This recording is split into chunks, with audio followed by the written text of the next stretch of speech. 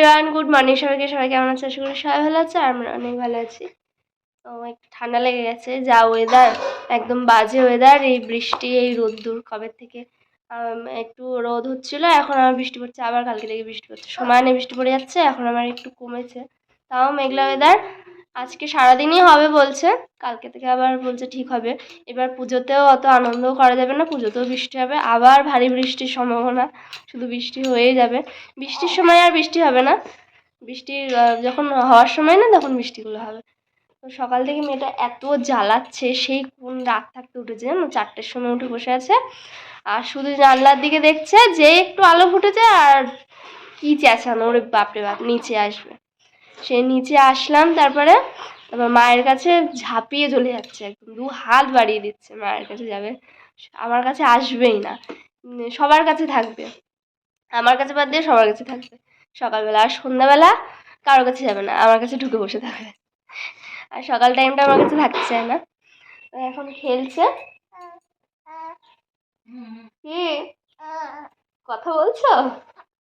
কথা বলবে নাকি? এ দেখো বাইরে শুয়ে দিয়েছি, ঘরে একদম থাকবে না, ঘরে কিছুতেই থাকতে চায় না। আজকে আবার ইঞ্জেকশন আছে, 3rd ভ্যাকসিন আছে, দেখি যাবো নিয়ে।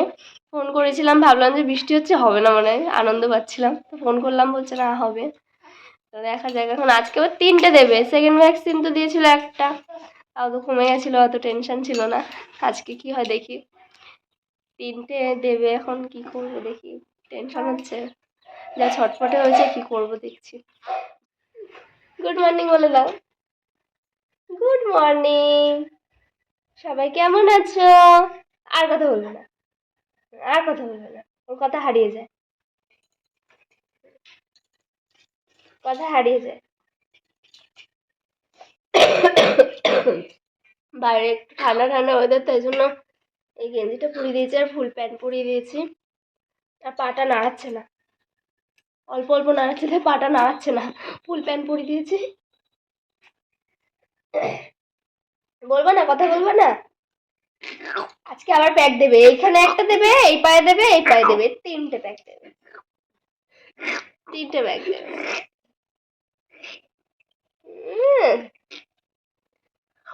খেলতে হবে সবসময় ওর সাথে, তাহলে খুব ভালো। আবার বৃষ্টি পড়ছে, এইভাবে কন্টিনিউ বৃষ্টি পড়তেই থাকলে আমাদের মাটির ঘরটা পুরো পড়ে যাবে, সব গলে গলে পড়ে যাচ্ছে মাটিগুলো।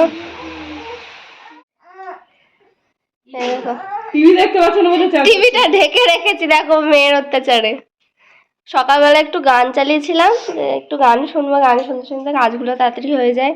সে ঘুরে গিয়ে টিভি দেখছে, দেখতে পাচ্ছে না, তাই জন্য চেঁচাচ্ছে। ঢেকে দিয়েছে দিদি, এইভাবে ঢেকে দিয়েছে, সাউন্ডটা মিউট করে রেখেছি, নয়তো কপিরাইট চলে আসবে।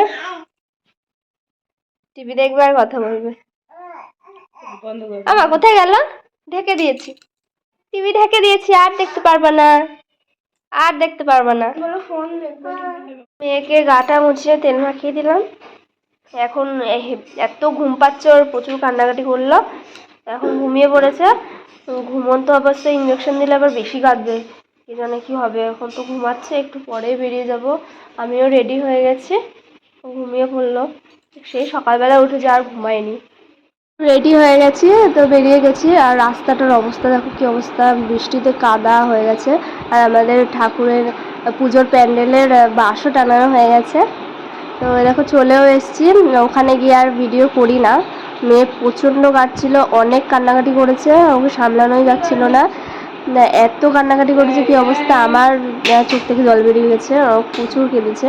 তো বাড়ি এসেছি, এখন ঠিক আছে আপাতত, জ্বরটা আসলে সে বিকালের দিকে আসবে, এখন ঠিক আছে। তুমি মল্লারপুর যাবা? তুমি মল্লারপুর যেতে ইচ্ছা আছে তোমার? একদম ইচ্ছা নাই। ওঠাতে পারবো না, ওঠালে তো ইঞ্জেকশনে ব্যথা করবে। ব্যথা করবে না? তখন আরো ভাববি, হ্যাঁ হ্যাঁ ধর ধর ধর, টান টান। জল পট্টি দিয়ে দিচ্ছে সৌভিক, ইঞ্জেকশনের জায়গায় জল পট্টি দিতে বলেছে। বাবার সাথে খেলা হচ্ছে, এখন কিছু হবে না, বিকালবেলা তখন একটু ব্যথা করবে, আগের বারও তাই হয়েছিল। কি ওঠা ওঠা, কি হ্যাঁ, হাত কাটছিস কেন? মনে সুখে হাত কাটছিস,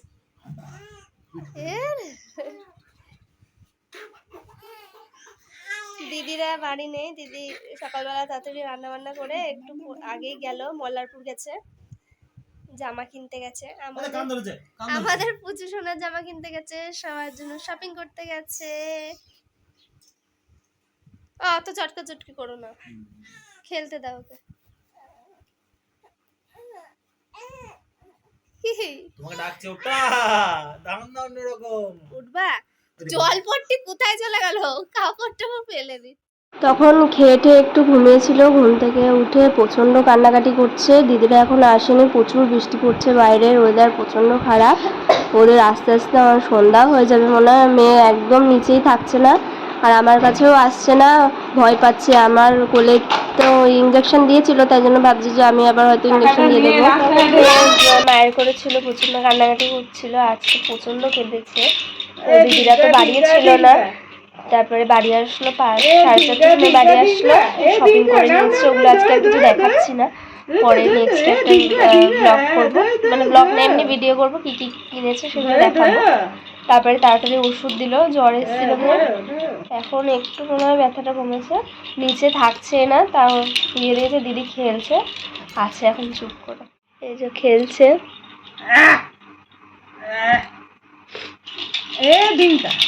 ঝুনঝুনিটা নিয়ে খেলছে, ওটা এত বড় ধরতে চাইছে কিন্তু পারছে না, ওটা অনেক ভারী, একটা ছোট কিনতে হবে। এত ঠান্ডা লেগেছে, একবার ব্যথা করছে আর কান্না করছে।